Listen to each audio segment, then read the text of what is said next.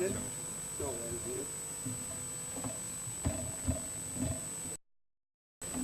gentlemen, thank you very much. As you see, we've West Indies, Darren and Sammy. You running? You all ready? The other guy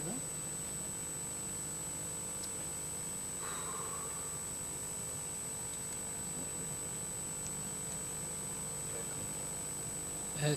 Darren, Jason Holder spoke yesterday about forgetting what had gone before and starting afresh at a new tournament. How difficult is that now to do after what's happened today? Before I answer your question, I'd just like to apologize to the listeners. I think I've been handed a breach of the code of conduct for swear word. So I would like to apologize to the viewers for that, especially the young kids listening. Yeah, it's tough. We've not been playing the brand of cricket that allows us to win matches, and to recover from 80 for 5 to score 300, we really thought, we were in with a chance, but our bowler's been going for some stick over the last few games, and today was no different against an experienced Irish team where they had a game plan and they stuck to it. So we have to dust ourselves off, and big game against Pakistan next. Is there a risk, given what's been happening over the last few months, that things could unravel for you quite quickly? Oh, well, if we continue to play like that, we won't be here for long, for sure. So we still believe that the World Cup is just one game. You win 4 out of 5 matches, or sometimes even 4 out of 6, and then you could still get into the quarters. So we're not gonna keep our heads down, but we still believe we could make it into the top 4 in this group. Darren, what has gone wrong? This same team was very competitive just a couple months ago. What has really gone wrong with our team? The same team, name West Indies? Well, minus, of course, leadership. But what has really gone wrong? Like I said, we've not been able to put a full game of cricket together. I think today, the batting display, the partnership should have been motivation enough for the bowlers to go out there and want to run into the Irish. But look, we were lackadaisical in the field, and we just thought that we scored 300 and we're supposed to win. But you could see the Ireland is known to win those big matches, and they've caused a few upsets in ICC events, and today we took them for granted whilst we fielded. So I can't really pinpoint on what exactly, but we just not put in a full game of cricket. As the day wore on, do you think that the pitch became easier to bat on? Oh yeah, most definitely. When we batted, it was holding up a bit. It was a bit spongy, but I guess after putting the heavy roller and stuff, not much sideways movement. So, but that's no excuse for the way we bat. And we seriously have to take a look at the drawing board, wherever that is, and look to improve. Darren, you're always someone who carries yourself with quite a lot of outward emotion. Now it's individuals, how they carry themselves on the field, but from a personal point of view, it continues to become quite hard to do that when there are results like this and you've performed well in your discipline? It's when things are not going your way, it's always difficult to motivate yourself. But as a group, you got to keep believing, and we need to find some inspiration somewhere, and we need to find it quickly. Always try to be positive in my approach, help our young captain, Jason, and hopefully could follow. Thank you very much, ladies and gentlemen. Thanks, guys. No worries.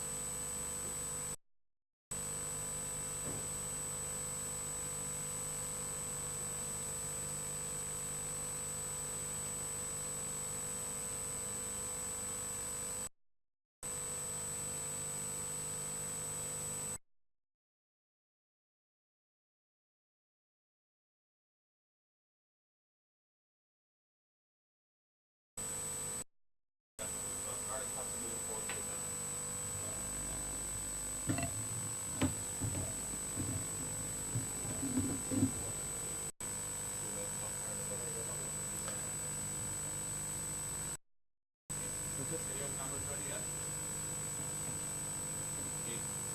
Okay. William, congratulations.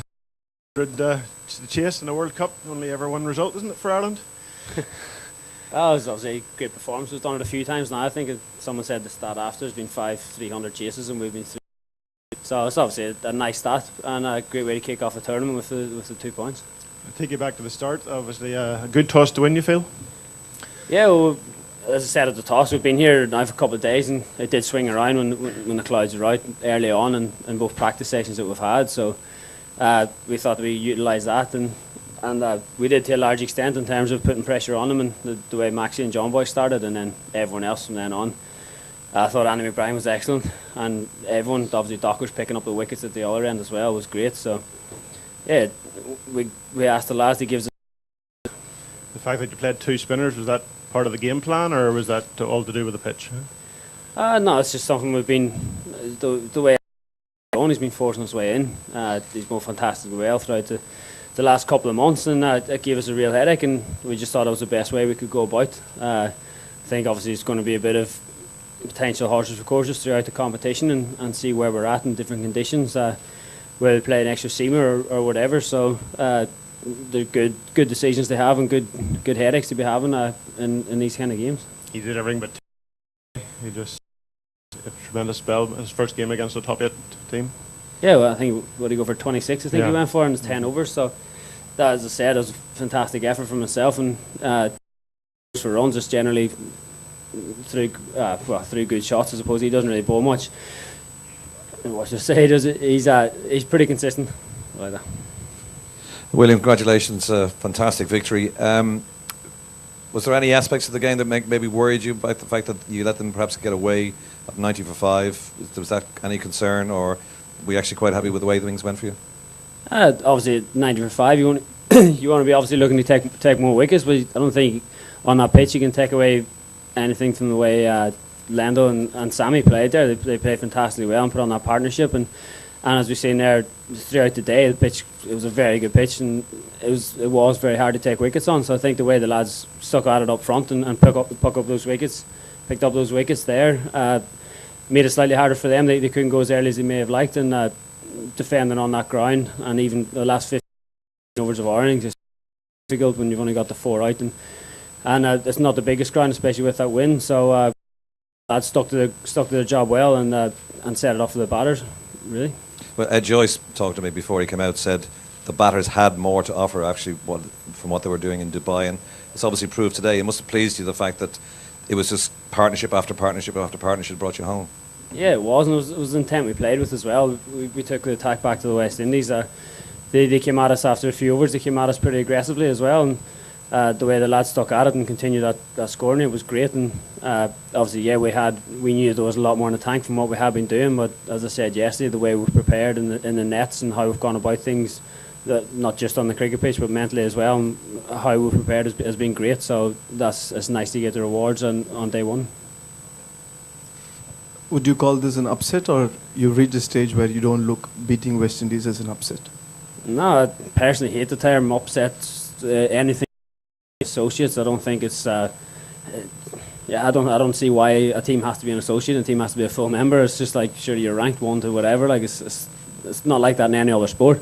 So I don't see why it has to be like that in ours. But no, I don't see.